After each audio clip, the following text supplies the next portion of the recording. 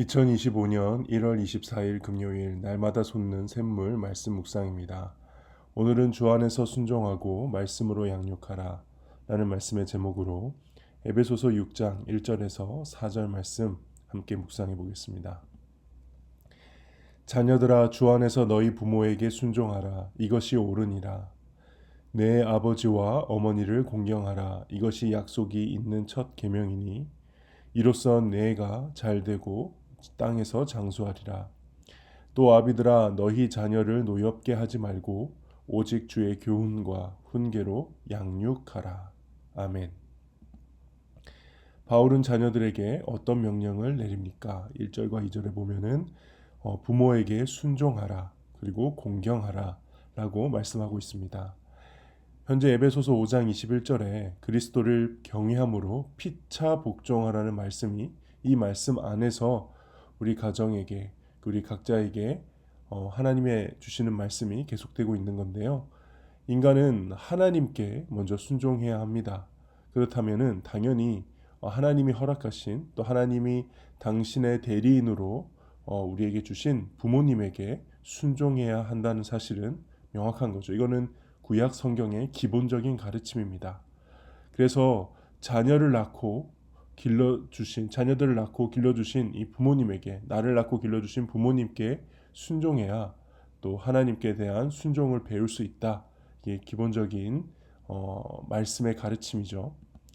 여기서 공경하라 할 때 이 공경하라는 문자적인 의미가 가치를 두는 겁니다. 그러니까 부모님에 대해서 겉으로 드러나는 행동으로서 공경하는 이건 기본이고 정말 마음 깊이 진심으로 부모님을 공경하는 마음을 가치를 부모님을 소중히 여기는 마음을 가져야 하는 것입니다. 내용 관찰 2번입니다. 바울은 아비들에게 자녀를 어떻게 양육하라고 말씀합니까? 명령합니까? 노엽게 하지 말고 오직 주의 교훈과 훈계로 하라. 이 아비드라라고 되어 있는 부분에서 너무 불편해할 필요가 없는 게 당신의 아버지가 자녀에 대한 모든 권한, 교육에 관한 권한까지 다 가지고 있었습니다. 그래서 저는 아비드라라는 것은 부모님들아 이렇게 해석을 해도 크게 무리가 없을 것이고요. 이렇게 노엽게 하다는 것은 단순히 그냥 아이들 그냥 화나게 하지 말라 이런 개념이 아니고 학대, 인격적으로 무시하고 끊임없이 비난하고 책망해서 자녀들을 괴롭히고 힘들게 하는 그런 것을 말하는 겁니다. 그리고 주의 교훈과 훈계로 양육하라 할 때 교훈은 이 어린 아이들을 가르치는 훈육이라는 의미고요. 그다음에 훈계는 이제 말을 수단으로 해서 가르치고 교훈하는 겁니다. 그러니까 아이들을 어떤 폭력적인 방법이나 다른 방법으로 훈육하고 가르치는 게 아니라 아이들을 지속적으로 격려하고 또 잘못된 것은 분명하게 말해서 가르치는 말을 수단으로 해서 가르치고 교훈하는 것 이게 부모가 자녀를 양육하는 주된 훈육, 양육 방법이라는 것이죠. 근데 이 모든 것이 주의 교훈입니다. 주의 훈계입니다. 무엇입니까? 하나님의 교훈, 하나님의 말씀을 근거해서 그렇게 하라. 이렇게 말씀하고 계신 겁니다. 연구와 묵상입니다. 하나님께서는 왜 부모와 자녀 모두에게 행할 바를 가르치십니까? 아까 말씀드렸던 에베소서 5장 21절에 그리스도를 경외함으로 피차 복종하라. 그러니까 서로가 어떻게 복종할지를 가르치는 가운데 이제 부모와 자녀를 얘기하고 있는 것이고요.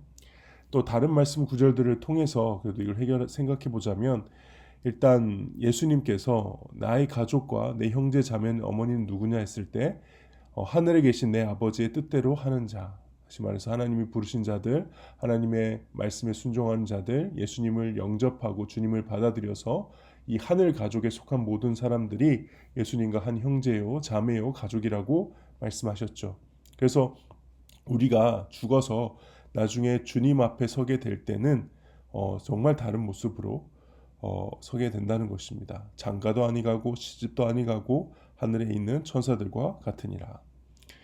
그래서 우리가 이 땅에서는 하나님의 뜻에 따라 부모와 자녀 또 남편과 아내로 만났지만 후에 천국에서 또 다른 하나님의 가족으로서 다시 만날 때는 다 동등하게 만날 것이기 때문에 우리는 이 땅에서도 그 천국을 사는 사람으로서 서로에 대한 존중과 예의가 있어야 하는 것입니다.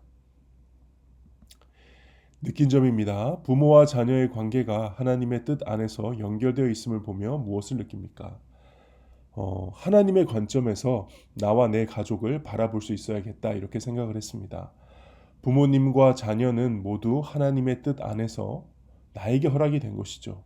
부모님을 내가 선택한 적 없지만 지금의 부모님 밑에서 태어났고, 자녀는 그래도 내가 선택하는 것처럼 보이지만 아이의 외모와 성품, 기질 이런 것들 다 생각하면 정말 키워보면 알지 않습니까? 내 맘대로 할 수 없는 것이 훨씬 많습니다. 근데 가족만 그런 것이 아니죠. 이 세상에 많은 것들이 그러합니다. 세상은 마치 내가 선택하고 결정하고 노력하면 많은 것을 내 마음대로 할 수 있는 것처럼 가스라이팅 하지만 실상은 그렇지 않다는 것. 그러므로 겸손함이 있어야 한다고 생각합니다. 그리고 주어진 상황에서 일단 내가 최선을 다하겠다.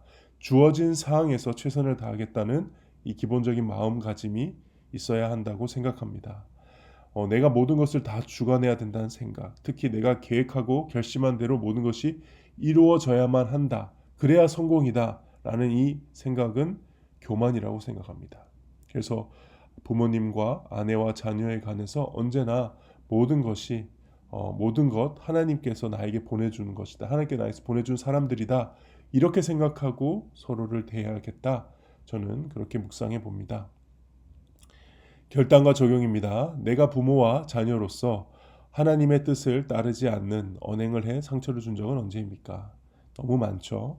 보통은 가족이 나에게 무언가를 잘못해서 내가 그렇게 했다기보다는 내가 밖에서 받은 스트레스로 이제 편한 가족에게 이제 예민하게 그런 것들을 크게 작게 표출할 때가 종종 있었던 것 같습니다. 물론 도가 넘을 정도로 과한 언행들은 없었지만 그래도 나의 아내와 아들과 부모님은 언제나 나에게 존중과 사랑을 받아야 하는 그런 존재들이고 그런 자격이 있는 사람들이라는 것을 제가 잊고 행동할 때가 분명히 있었습니다. 이런 부분들은 저의 잘못이라고 생각합니다.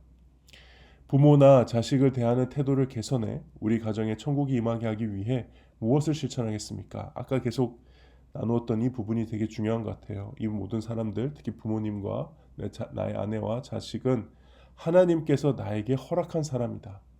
이게 굉장히 중요한 거죠. 하나님 나에게 보내주신 사람이다. 그래서 내가 함부로 할 수 있는 사람이 아니다. 이 인식을 계속 의도적으로 하는 게 저에게는 중요한 것 같습니다. 네, 오늘 묵상은 여기까지입니다. 기도하겠습니다.